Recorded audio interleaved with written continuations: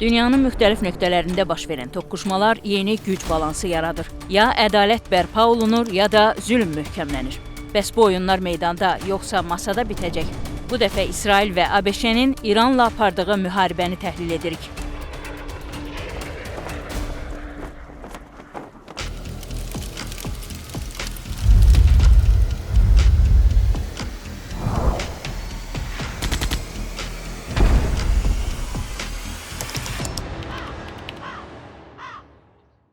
Geosiyasətin nəhəngləri artıq sanksiya, hədəf və proksilərin kölgəsinə sığınmır. Bu kölgə 28 fevral günü İsrail qırıcılarının mühərrik səsi ilə dağıldı.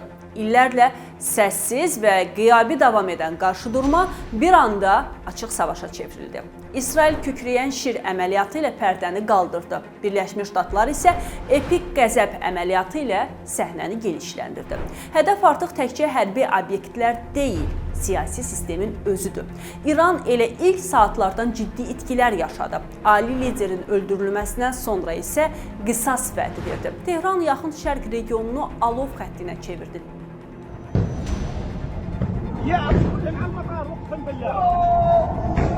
Beləliklə, illərin təhdid dili real atəş səsləri ilə əvəzləndi. Artıq diplomatik həmlələrin dövrü geridə qalıb.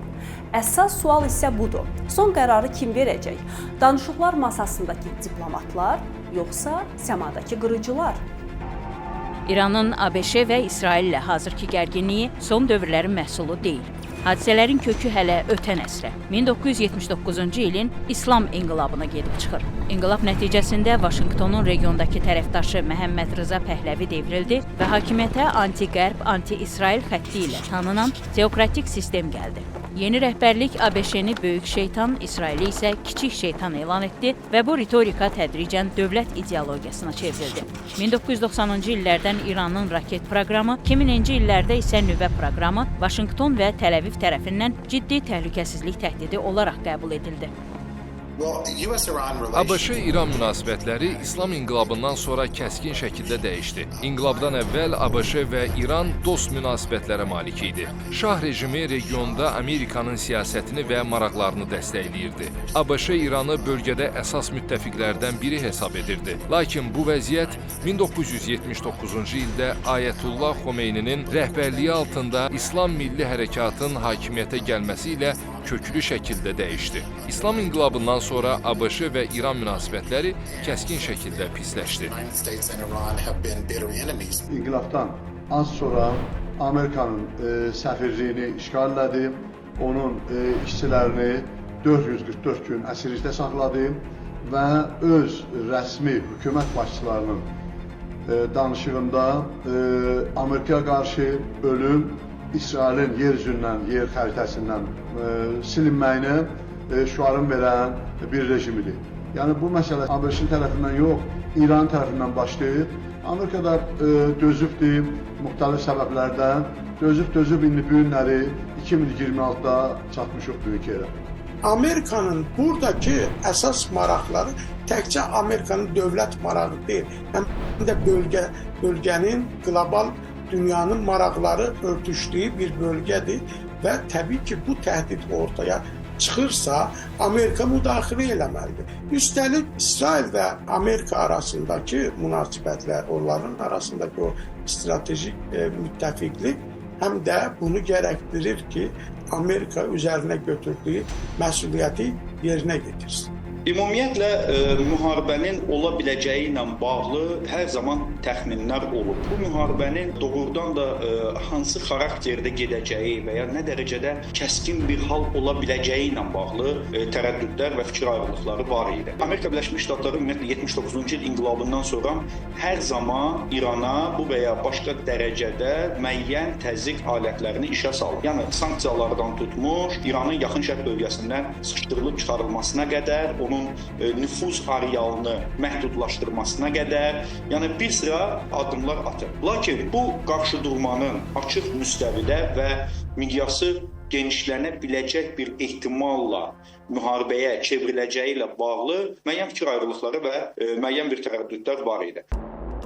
Hazırda açıq müharibə mərhələsində olan ABŞ-İran qarşıdurması əslində daha əvvəl Donald Trumpın ilk prezidentliyi dövründə kəskinləşdi. 2018-ci ildə Vaşinqtonun 2015-ci il nüvə razılaşmasından birtərəfli qaydada çıxması münasibətləri yenidən qarşıdurma xəttinə qaytardı. Bu addım yalnız ABŞ-İran münasibətləri deyil, həm də İsrailin təhlükəsizlik strategiyasını dəyişdirdi.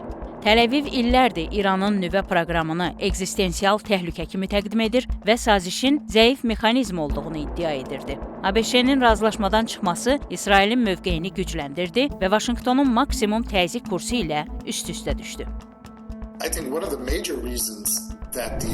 Məncə, ABŞ-nin İranın nüvə proqramı ilə bağlı bu qədər narahat olmasının əsas səbəblərindən biri İsrail və Səudiyyə Ərəbistanıdır. Çünki həm İsrail, həm də Səudiyyə Ərəbistanı İranın nüvə silahına sahib olmasını istəmir.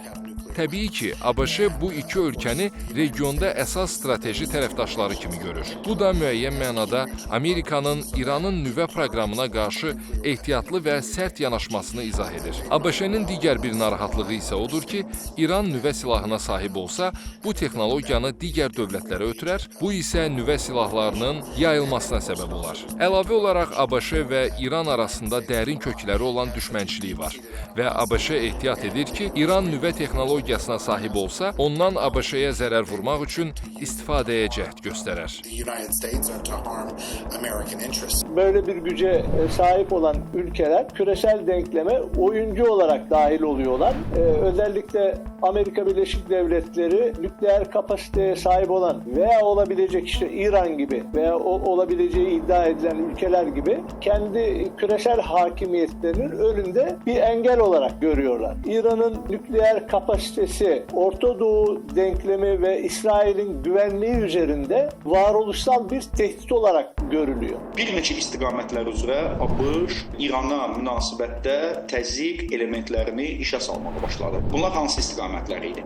Bir, sanksiyaların genişləndirilməsi, kifayət qədər ciddi iqtisadi sanksiyalar tətbiq edilməyə başladı ki, bu İran iqtisadiyyatını olduqca ciddi şəkildə laxlatdı. İkinci, Amerika Birləşmiş Ştatları maksimum dərəcədə İranın öz oxu ətrafında formalaşdırdığı Şiə hilalını zəiflətməyə çalışdı. İranın dəstəklədiyi proksi qüvvələr hədəfə alındı. Və eyni zamanda da üçüncü vacib məqam, deməli İranın daxilində müəyyən etnik məzhəbsel faktorların qabardılması və bununla bağlı müəyyən bir narazılıqların körüklənməsi məsələsinə Qərb fikir verməyə başladı. Və dördüncü istiqamət, deməli daxildəki sosial vəziyyətin aşağı olmasından maksimum dərəcədə yararlanmaq. Yəni bu dörd istiqamətdə İrana qarşı bir həmlələr başladı.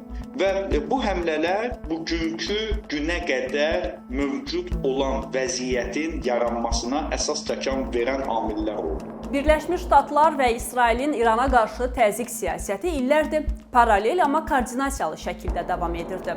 Vaşinqton daha çox iqtisadi sanksiyalar, maliyyə məhdudiyyətləri və beynəlxalq diplomatik təcrid mexanizmlərinə üstünlük verərkən, Təl-Əviv hərbi çəkindirmə və qabaqlayıcı zərbə strategiyasını ön plana çıxarmışdı. ABŞ İranın enerji ixracını və bank sistemini hədəf alır, İsrail isə İranın Suriyadakı mövqelərdə və silah daşınma marşrutlarına qarşı hava əməliyyatları keçirirdi. Bununla yanaşı, hər iki ölkə İranın nüvə və raket proqramını strateji qırmızı xətt elan edib. Kiberhücumlar, gizli əməliyyatlar, sanksiya paketləri və beynəlxalq tribunalarda siyasi təzyiq eyni məqsədə xidmət edib. 2026-cı ildə açıq müharibəyə keçid isə göstərdi ki, bu uzun müddətli təzyiq siyasəti artıq yalnız çəkindirmə yox, birbaşa güc tətbiqi mərhələsinə gəlib çatıb. Məsələn, istər 12 günlük müharibə, istər hal-hazırda gedən proseslər onu göstərir ki, ABŞ və İsrail hərbi qarşıdurma ilə bağlı müəyyən hesablarında bir qədər yanılıblar sanki. Faktiki olaraq İranın deməli hal-hazırki həmlələri onu göstərir ki, İran ciddi rəqib kimi bir o qədər nəzərə alınmayıb. İkinci vacib məqam bu yaxın şərq formatındadır. Bu proses onu sübut etdi ki, ərəb ölkələri belə bir qarşıdurmaya tam mənası ilə hazır deyillər. Bir sıra ərəb ölkələri rəsmi rəsmilərinin verdiyi açıqlamalara diqqət çəkmək istəyərdim. İstər Qətər tərəfindən, istər Səudiyyə Ərəbistan tərəfindən, istər Birləşmiş Ərəb Əmirlikləri tərəfindən. Sanki Amerikanın günü yığmışlar kimi ki, sən daha çox İsraili düşünürsən, amma faktiki olaraq mərkəzdə, ortada biz qalmışıq. Və üçüncü məqam Avropa. Fransanın reaksiyası, Britaniyanın reaksiyası, İspaniyanın reaksiyası, hətta materik Avstraliyanın reaksiyası. Yəni Avropaya aid olmasa da, onu da bir qərb ailəsinin bir üzvü kimi qəbul edərsək, Avstraliyanın reaksiyası, Kanadanın reaksiyası. Yəni bütün bu reaksiyalar onu göstərdi ki, ümumiyyətlə qərbin bu tip proseslərdə vahid mövqeyi yoxdur. Dördüncü amil kimi də mən İranın özünü faktor kimi qabaqda bilərdim. Həm 12 günlük müharibə, həm də hazırki prosesdə İranın öz daxilində də o boşluqları ortaya çıxartmış oldu. Nəticə etibarilə bu müharibə əslində bir sıra məqamlara aydınlıq gətirə bildi. İrandakı cari vəziyyətin fraqmenti 2025-ci ilin iyununda yaşandı. İsrail-İran münasibətlərinin kəskinləşməsi Təl-Əvivin əzəli rəqibinə hava zərbələri endirməsi ilə nəticələndi. Ölkənin əsas nüvə və strateji obyektləri vuruldu. Tehran özünü müdafiə zərbələri ilə qarşılıq verdikdən sonra oyuna ABŞ daxil oldu. Savaşı dayandırmaq çağırışlarından sonra Ağ Evdən 12 günlük müharibənin yekunlaşdığı xəbəri gəldi. Həmin silahlı toqquşma göstərdi ki, tərəflər artıq kölgə müharibəsi mərhələsini geridə qoymağa hazırdır. 12 günlük epizod həm də regional qarşıdurmanın daha geniş geosiyasi transformasiyanın başlanğıcı oldu. 12 günlük savaş gerek İsrail gerekse İran açısından tüm milli güç unsurlarının hazırlıklarının test edildiği bir süreç olmuştur. Yani her iki ülke zayıf taraflarını bu savaşta görmüş oldu. Savaş sonrasında buradan çıkarılan derslere göre kendi eksik taraflarını tamamlama gayretlerine girdikleri yönünde de bilgiler var. Yani her iki taraf için, hem İran hem İsrail için söylüyorum. Düşünürəm ki, tərəflərin heç biri artıq döyüşləri davam etdirmək istəmirdi. Çünki hər ikisinin başqa ciddi narahatlıqları var idi. İran ağır məğlubiyyətlərə məruz qalmışdı və İran hərbi hava qüvvələrinin böyük hissəsi zədələnmişdi. İsrailin isə Hizbullah və Həmasa qarşı davam edən hərbi əməliyyatları var idi. Beləliklə, həm İsraillilərin, həm də İranlıların maraqlarına uyğun olaraq gərginliyin azaldılması vacib idi. Məhz buna görə də tərəflər tam sülh olmasa da ən azından atəşkəsə və hərbi əməliyyatların dayandırılmasına nail ola bildilər. 2025-ci ilin son günlərindən İranda başlanan daxili kütləvi etirazlar Tehranı rəqibləri qarşısında çətin vəziyyətə salarkən Vaşinqtonla Təl-Əvivin strateji maraqlarına xidmət etdi. Yığılıb qalmış iqtisadi və sosial problemlərdən doğan etirazlar sürətlə siyasi aksiyaya, hətta hakimiyyət dəyişikliyi tələbinə çevrildi. Proses artıq Tehranla məhdudlaşmayaraq ölkənin hər nöqtəsinə yayıldı. ABŞ etirazları Tehrana təzyiq göstərmək üçün fürsət kimi qiymətləndirdi, insan haqları pozuntularına dair bəyanatlar verdi, kütləyə dəstək mesajları göndərdi və İran hakimiyyətini açıq şəkildə xəbərdar etdi. Təl-Əviv isə İranın daxili zəifləməsini strateji imkan kimi gördü. Yaxın Şərqdə İranın hərbi mövqelərinə zərbələrin intensivləşdirilməsi barədə planlar hazırladı.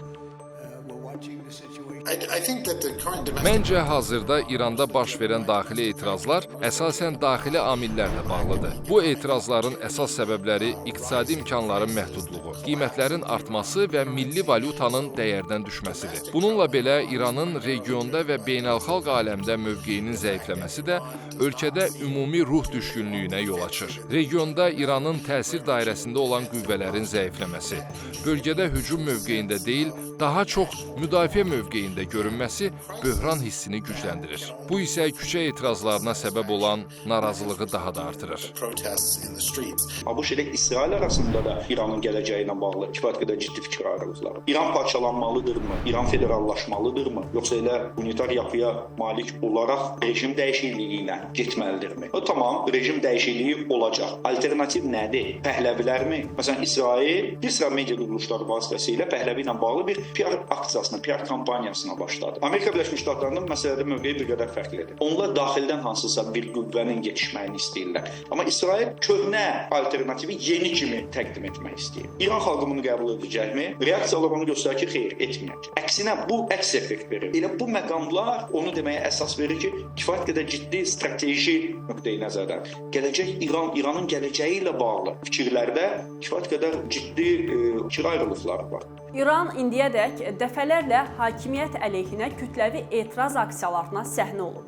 Bunların demək olar ki, hamısında İran hakimiyyəti insanların xarici qüvvələrin təsiri ilə aksiyalara sövq edildiyini iddia edib.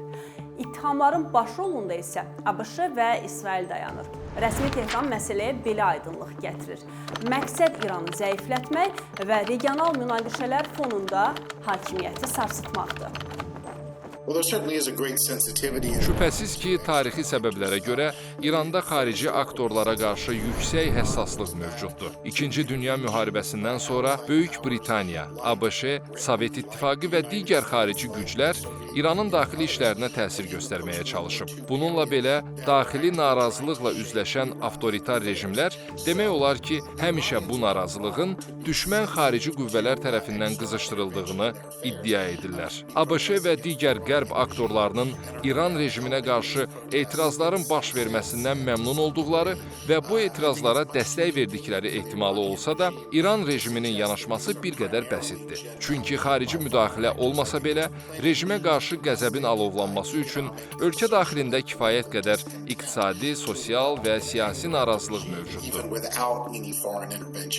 Təbii ki, dünya bir-birinə bağlıdır. Yəni, İran özü təsəvvür edən Venezuelada, Cənubi Latin Amerikada siyasət yürüdür, orada çalışır, təsir qoysun və yaxud məsələn, müxtəlif İranda institutlar vardır ki, bunlar Yaponda, nə bilim, Çində insanları müsəlman eləməklə, şiə eləməklə məşğuldurlar, böyük pullar müqabilində.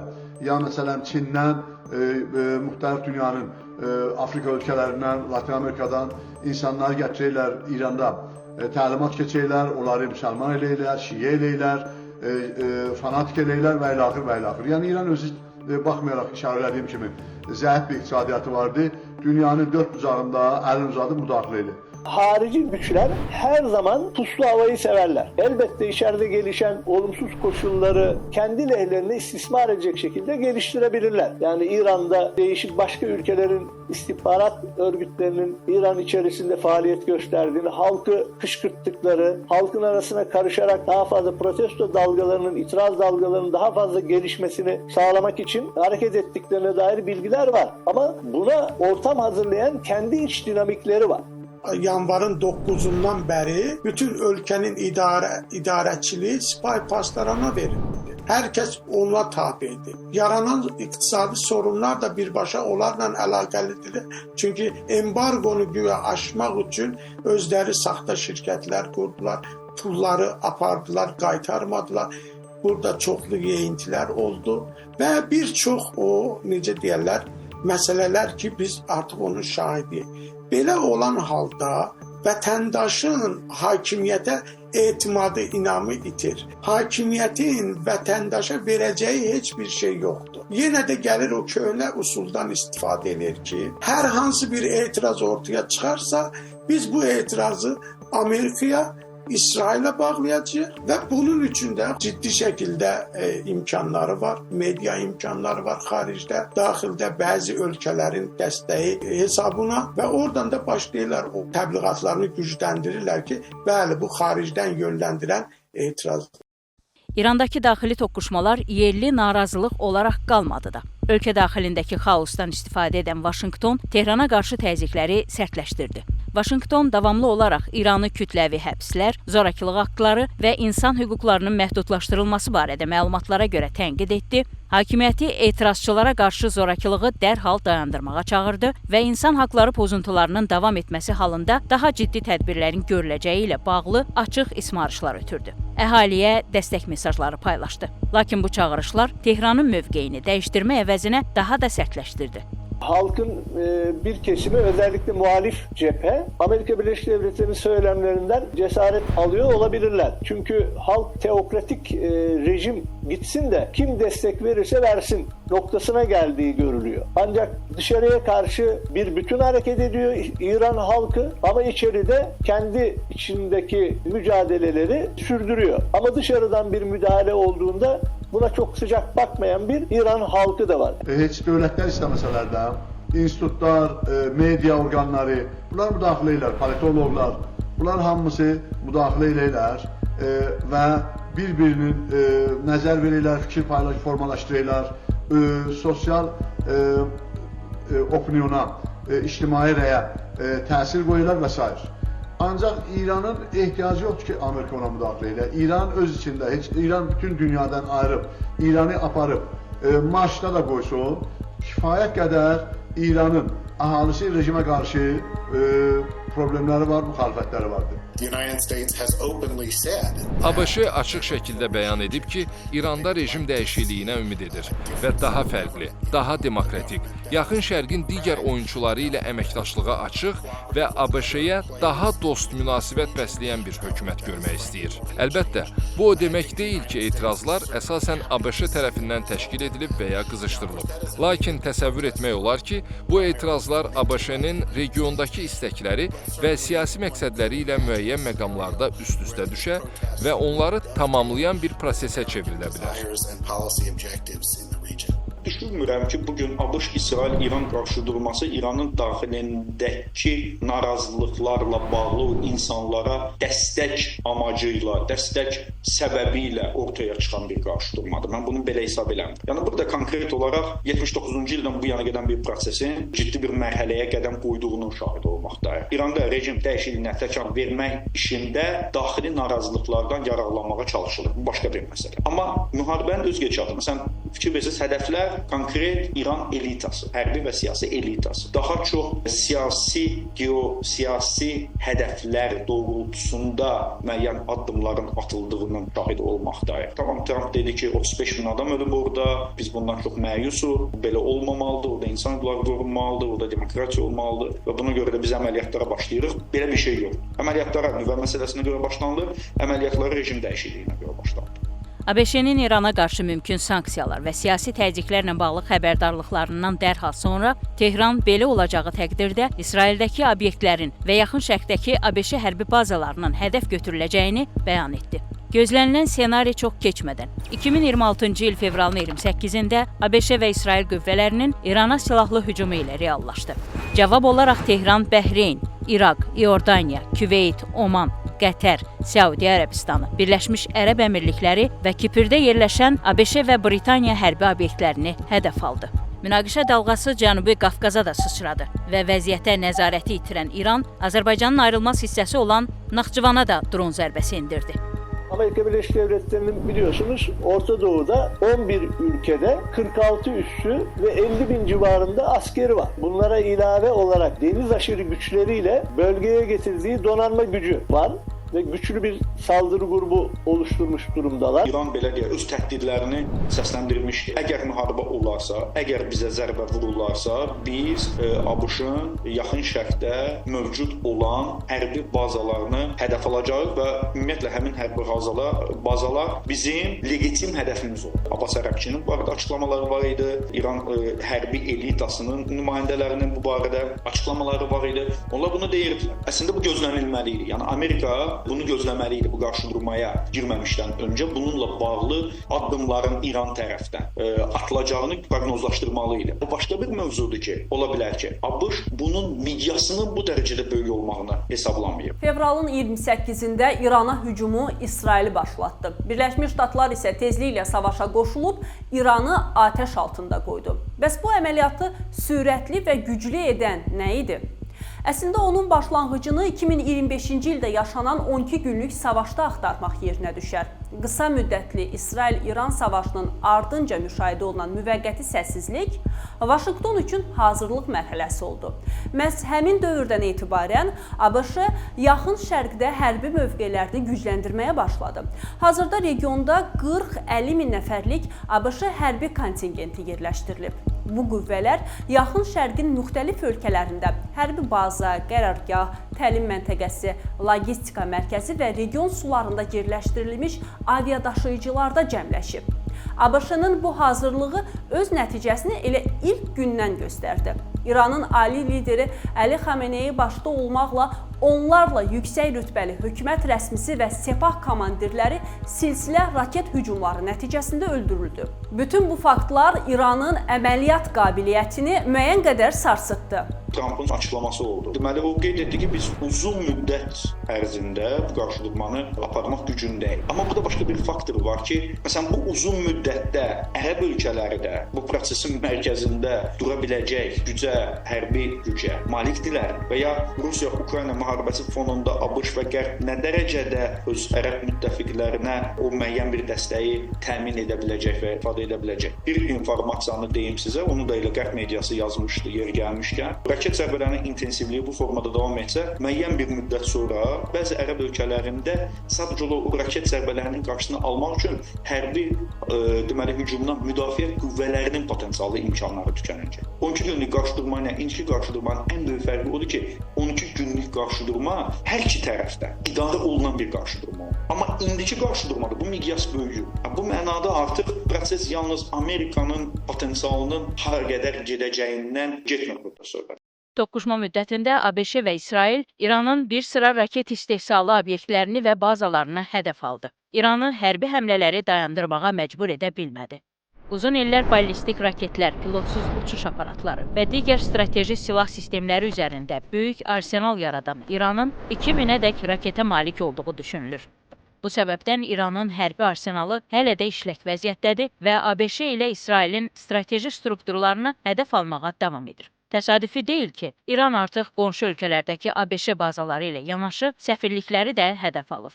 ABŞ-nin Səudiyyə Ərəbistanındakı səfirliyinə dron zərbəsi endirildikdən sonra Vaşinqton, Küveyt, Oman və İordaniya kimi ölkələrdəki diplomatik personalını geri çəkib. İranın heç bir konfliktdə nə qonşuları ilə, nə Amerika ilə, nə İsrail ilə münaqişəyə girməyə, ixtilafa girməyə, müharibə elan etməyə nə maddi imkanları var, nə sair. Yenə bu müharibəyə daxil olur, fəqət sadəcə və sadəcə rejimin ağılsızlığındandır.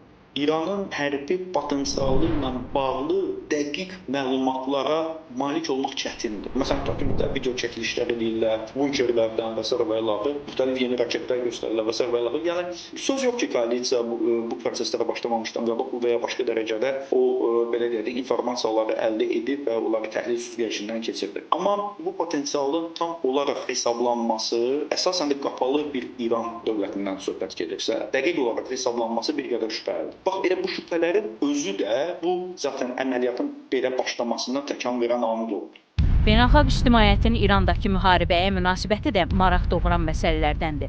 BMT yaxın şərqdə eskalasiyanın genişlənməsinin qarşısının alınmasını vacib sayır. Avropa İttifaqı İranı qonşu dövlətlərə hücumdan çəkinməyə çağırır. Fransa prezidenti İranı nüvə fəaliyyətlərindən əl çəkməyə səsləyib. Almaniya kansleri ABŞ, İsrail və regiondakı digər tərəfdaşları ilə ünsiyyətdə olduqlarını bildirdi. Britaniya baş naziri rəsmi Tehranın həm İran, həm də İsrail əhalisi üçün təhlükə mənbəyi olduğunu bildirib. İspaniya baş naziri həm ABŞ və İsrailin birtərəfli hücumlarını rədd edib, həm də İranın qonşu ölkələri hədəf almasını pisləyib. İranın müttəfiqləri olaraq qəbul edilən Rusiya, Çin və Şimali Koreya isə İrana edilən hücumları kəskin şəkildə pisləyib. Daha çox burada vasitəçilik missiyasının ortaya çıxmasına ehtiyac var. Nəinki tərəflərdən hansısa birinin dəstəklənməsi ilə bağlı açıq bəyanatların verilməsidir. Və Omanın mən burada xüsusi adını çəkmək istəyərdim. Oman proses başlayandan indiyə qədər açıqlamalar verir. Adada ki, biz hələ də ümidliyik ki, diplomatiyanın qapısı tam bağlanmayıb, biz hələ də ümidliyik ki, danışıqlar masası qurulacaq və s. və ilax. Türkiyənin yeri gəlmişkən açıqlamaları, Türkiyənin bəyanatlarını söz vurulamaq istəyərdim. Yəni, bütün bu məqamlara daha çox diqqət ayrılmalıdır. ABŞ-nin görmək istədiyi əsas məsələ İran rejiminin öz vətəndaşlarına qarşı yumşalmasıdır. Digər tərəfdən ABŞ-nin İrandan əsas gözləntiləri regiondakı zərərli fəaliyyətlərin dayandırılmasıdır. Terrorçu qüvvələrə dəstəyin kəsilməsi, Husilərə, Hizbullah və Həmasa dəstəyin dayandırılması və s. Buna görə də ABŞ ilə mövcud İran rejimi arasında uzun müddətli kompromis qurmaq çətindir. Tərəflər artıq 45 ildir bir-birinə düşmən mövqeylədir. Uzun müddətli kompromis üçün zaman çox güman ki, keçib. ABŞ-İsrail-İran qarşıdurması və İranın intiqam əməliyyatları 3-cü Dünya müharibəsi riskləri və nüvə silahlarının işə salınması barədə iddiaları gündəmə gətirib. Dünya mediasında bəzən bu münaqişə qlobal savaşın astanası kimi təqdim edilsə də, ekspert təhlilləri bunun əsasən regional qarşıdurma olaraq qalacağını deyir. Dünya dövlətlərinin əksəriyyəti eskalasiyanın dayandırılmasına və danışıqlara qayıdılmasına çağırış etsə də, münaqişə göstərir ki, regionda balans artıq kövrəkdir və istənilən lokal zərbə geniş miqyaslı qarşıdurmaya çevrilə bilər.